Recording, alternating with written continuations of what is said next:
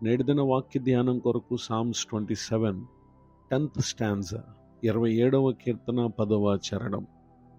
నా తల్లిదండ్రులు నన్ను విడిచినను యెహోవా నన్ను చేరదీయును. వాక్య ధ్యానం కొరకై ప్రార్థన. కృపగల తండ్రి, మీ వందనాలు. నేడు చదవబడిన ఈ వాక్య భాగం ద్వారా మాతో మాట్లాడండి, మమ్మల్ని దర్శించి బలపరచండి. యేసుక్రీస్తు నామములో ప్రార్థిస్తున్నాను తండ్రి, ఆమెన్. చదవబడిన ఈ వాక్య భాగంలో భూమి మీద తల్లిదండ్రుల అనుబంధము ఎంతో ఉన్నతమైంది.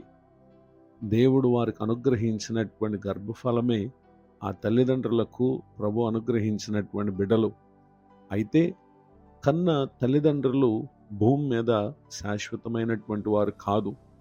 ఏదో ఒక రోజున వారు తమ బిడ్డలను విడిచిపెట్టవచ్చు.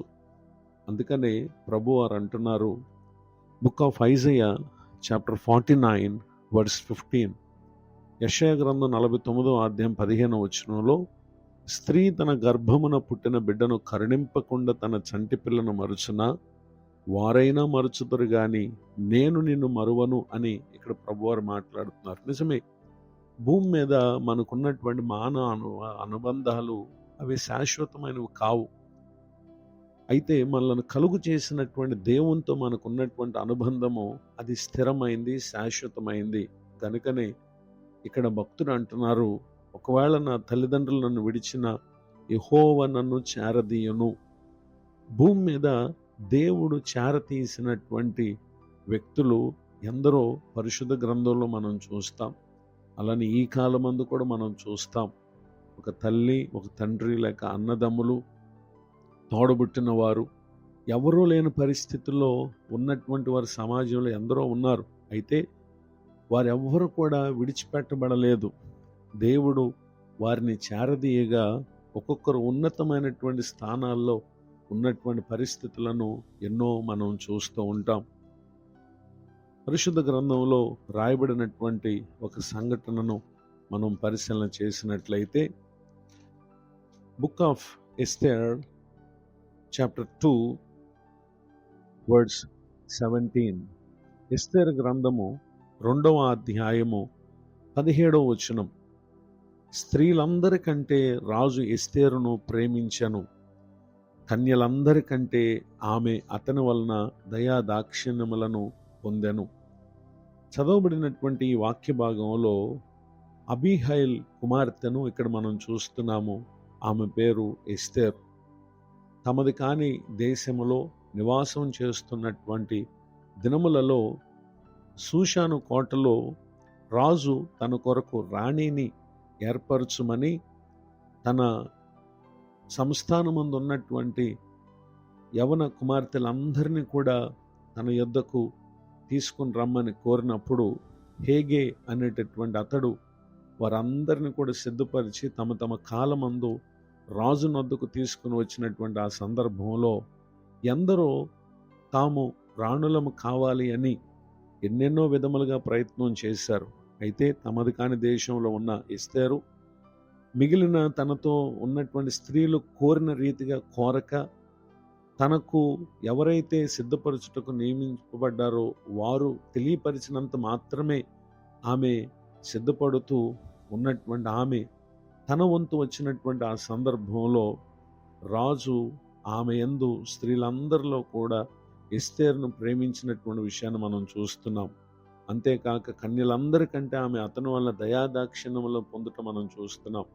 అతడు రాజ్య కిరీటం ఆమె తల మీద ఉంచి ఆమెను వస్తీకి బదులుగా రాణిగా నియమించినటువంటి విషయాన్ని ఇక్కడ మనం చూస్తున్నాం. ఈ మాటలు వింటున్నటువంటి నా ప్రియ సహోదరి సహోదరులు, ఎస్తేరు ఒక తల్లి తండ్రి లేని ఒక అనాథ యవనస్తురాలు. ఆమెను దేవుడు తాను చూపినటువంటి భయభక్తులు, విశ్వాసము ఊహించని స్థాయిలో దేవుడు నిలబెట్టడానికి కారణమైంది. ఆ తర్వాత కాలంలో యూదులకు కలిగినటువంటి విపత్కర పరిస్థితుల్లో ఆమెయు అలానే మొర్దెకయి వీరందరూ కూడా ప్రభు సన్నిధిలో చేసిన ప్రార్థనలు విన్నటువంటి దేవుడు వీరికి వ్యతిరేకముగా ప్రవర్తిస్తున్నటువంటి హామానును వారు నశింపచేసినటువంటి విషయాన్ని రాజు ద్వారా తర్వాత అధ్యాయాల్లో మనం చూస్తాం. యూదా ప్రజలకు గొప్ప విడుదలను వారు కలుగు చేయటను కూడా మనం గమనించగలం. ఈ మాటలు వింటున్నటువంటి నా ప్రియ సహోదరి సహోదరులు, ప్రభు ఆయన మనలను చేరదీసేటటువంటి దేవుడై ఉన్నారు గనుక నేడు ఈ మాటలు వింటున్నటువంటి మీలో ఎవరైనా భూమి మీద కలిగి ఉండవలసినటువంటి అనుబంధాలలో అతి ప్రాముఖ్యమైనటువంటి వారిని కోల్పోవుటను బట్టి కృంగి ఉన్నారా, వేదనలో ఉన్నారా, ఆధారం ఏదీ లేదు అనేటటువంటి ఆలోచనలో సమస్యలు ఉన్నారా, ఈ దినం చేరదీసే ప్రభు వైపు చూడండి. ఆయన వైపు చూసినటువంటి వారిని ఊహించని విధముగా దేవుడు భూమి మీద ఆయన మహిమార్థమై అనేక మందికి ఆశీర్వాద కారణంగా ఉండునట్లుగా దీవిస్తారు. ఇటు దీవెనకు నా ప్రియులకు మీరు పాత్రులు కావాలని హృదయపూర్వకంగా కోరుతూ ప్రార్థిస్తూ ఈ మాటలు ముగిస్తున్నాను. ప్రార్థన. కృపగల తండ్రి, వందనాలు. నేడు విన్న ఈ మాటల ద్వారా మీరు మమ్మల్ని బలపరిచినందుకు స్తోత్రం. దైవజనులను, వారి కుటుంబాన్ని, సేవా పరిచయం దీవించండి. కృంగిన వారిని, దుఃఖితులను, వేదనలో ఉన్నవారిని ఆదుకొనండి, ఆదరించండి. మరి యొక్క నూతన సంవత్సర దయా కిరీటని దినం పొందిన మా ప్రియులను దీవించండి.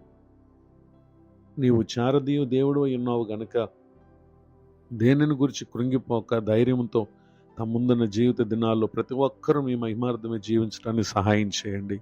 యేసుక్రీస్తు నామములో ప్రార్థిస్తున్నాను తండ్రి. ఆమెన్. తండ్రి, కుమార, పరిశుద్ధాత్మ దేవుడితో నడిపించునుగాక. ఆమెన్.